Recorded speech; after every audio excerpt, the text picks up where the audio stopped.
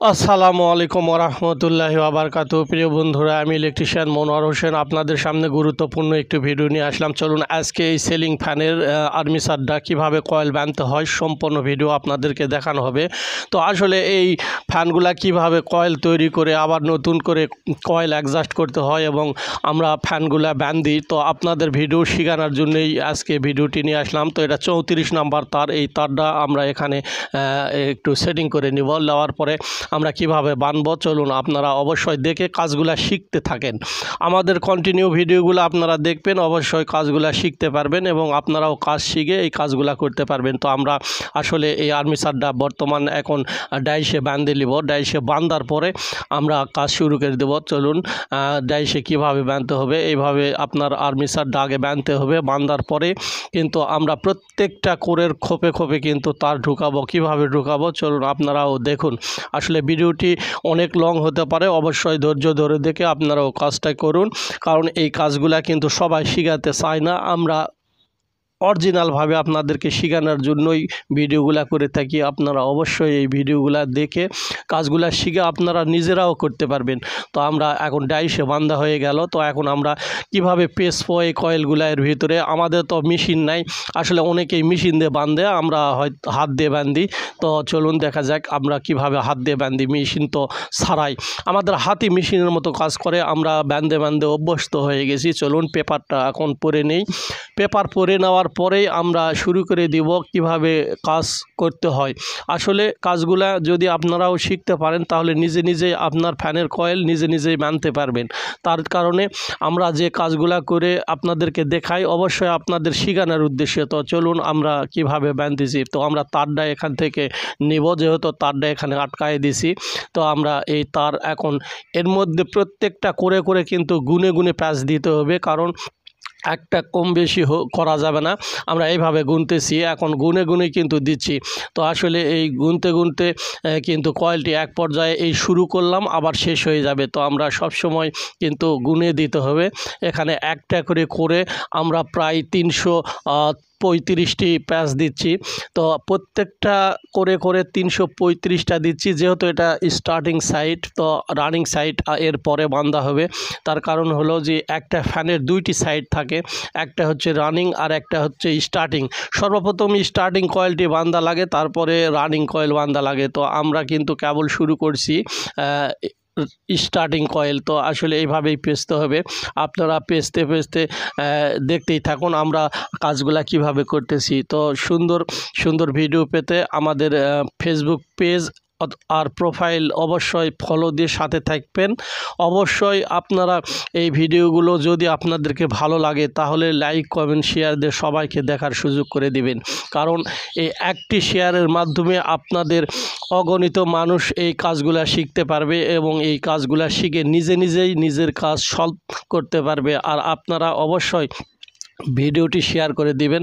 দেখুন কিভাবে আমরা কয়েলগুলা বাঁধি। আসলে মেশিনের বাঁধা অন্যরকম, আর আমাদের হাত দিয়ে কিন্তু আরেক মতো, কারণ আমরা যেহেতু এখন মেশিন নাই, কী করব, হাত দিয়ে আমাদের বাঁধতে হবে। তো আমরা এইভাবেই হাত দিয়ে প্রত্যেকটা কয়েল বাঁধি। তো আসলে অনেক সুন্দর করে আমরা বাঁধার চেষ্টা করি, কারণ অরিজিনালভাবে মেশিনে তাও অনেক মানে ঝামেলা হয়, তার ছিঁড়ে যায়, টান লাগে, আবার মানে ইলেকট্রিসিটির সমস্যা হয়ে গেলে ঝামেলা হয় অনেক। তো আমরা হাত দিয়ে যেহেতু বাঁধি কোনো সমস্যা হয় না। আমরা একবারে ধরছি, একবারে শেষ করে মোটামুটি শেষ করে দেব।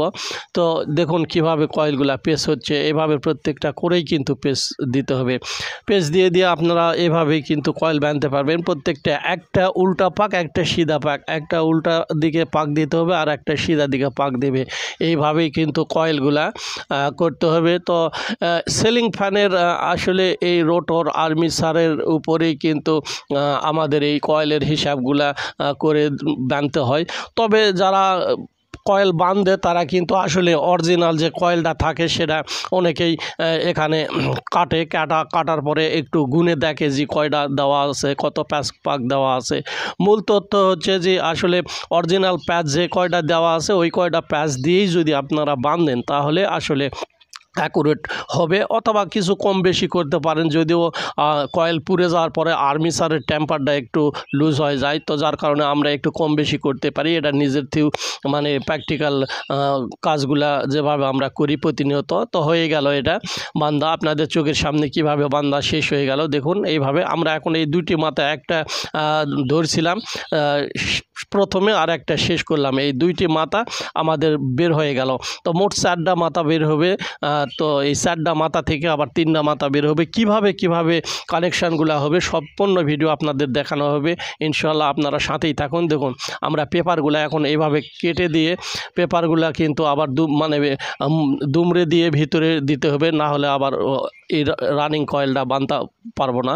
তো আসলে এই পেপারগুলো প্রত্যেকটা পেপার সমান করে কেটে দেওয়ার পরে আমরা এগুলো সম্পূর্ণ পেপারগুলো আবার দুমড়ে ভিতরে ঢুকে দিতে হবে। তো অবশ্যই কিন্তু এগুলো দুমড়ে কিভাবে দিতে হবে সেগুলো আমরা আপনাদেরকে দেখাচ্ছি। আপনারা ভিডিওটি কন্টিনিউ দেখতেই থাকুন, ইনশাআল্লাহ সম্পূর্ণ কাজ আপনারা শিখে যাবেন। একটি কাজ দেখলে ধৈর্য ধরে যদি যে কোনো কাজ দেখেন তাহলে ওই কাজটা আপনার আয়ত্তে এসে যাবে এবং ওই কাজটা আপনারা শিখতে পারবেন। আমরা কোনো ফেক ভিডিও দেই না, কারণ সম্পূর্ণ অরিজিনাল অর্থনৈতিক ইনফরমেশানগুলো আপনাদের দিয়ে থাকি। তো আমরা সম্পূর্ণ ভিডিওগুলোই একবারে যেভাবে হয় সেইভাবেই আপনাদেরকে দেখাই, কারণ আমরা ফেক কোনো ভিডিও তৈরি করি না, অরিজিনাল ভিডিও ছাড়া আমরা কোনো ভিডিও করি না। তো দেখুন কত সুন্দরভাবে আমরা এরা একটি সন্না দ্বারা আমরা এই প্রত্যেকটা কোরের ভিতরে ফাইবারগুলো আমরা ঢুকে দেবো। এইভাবে দেওয়ার পরে আমরা পরবর্তী রানিং সাইডটাও বাঁধবো। তো আসলে আমরা কিন্তু এই এক সাইড কমপ্লিট করে ফেলাম বান্ধন। তো এই এক সাইড যখন কমপ্লিট হয়ে গেল, আমরা পেপার একবারে সব কিছু শেষ করার পরে আমরা কয়েলটা আবার চেক দেবো যে আসলে বান্দার সময় কোনো সমস্যা হলো নাকি তারটা কেটে গেল না কোনো কিছু হলো। তো আমরা অবশ্যই এই তারটা কিন্তু চেক দেবো আবার। তো আমরা এখন এই কাগজ ঢুকানো হয়ে গেল, কিন্তু আমরা প্রত্যেকটা কোরের মধ্যে আবার সাপোর্টার দেব, যাতে যেন একটা কয়েলের সাথে আর একটা কয়েল সংযোগ মানে লাগে না থাকে।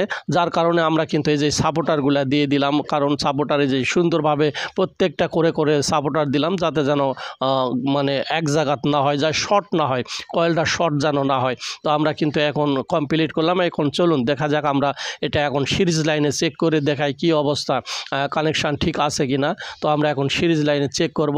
তো অবশ্যই আপনারা ধৈর্য ধরে ভিডিওটি দেখার জন্য অসংখ্য ধন্যবাদ। আমরা নেক্সট টাইমে আপনাদের এই পরবর্তী পার্টেও আমরা শেষ পর্বটা দেখাবো, এবং পর্ব বাই পর্ব আমাদের ভিডিওগুলো দেখবেন, সব কাজ শিখতে পারবেন। দেখুন আমরা এখন এই তারটা একটু পুড়ে নিচ্ছি, পুড়ে নিয়ে যেহেতু ইনসুলেটার আছে, ইনসুলেটার পুড়ে নিয়ে আমরা এখন এই সিরিজ লাইনে চেক করব যে কি অবস্থা আমাদের এই কয়েলের কানেকশানটা কি ঠিক আছে দেখি।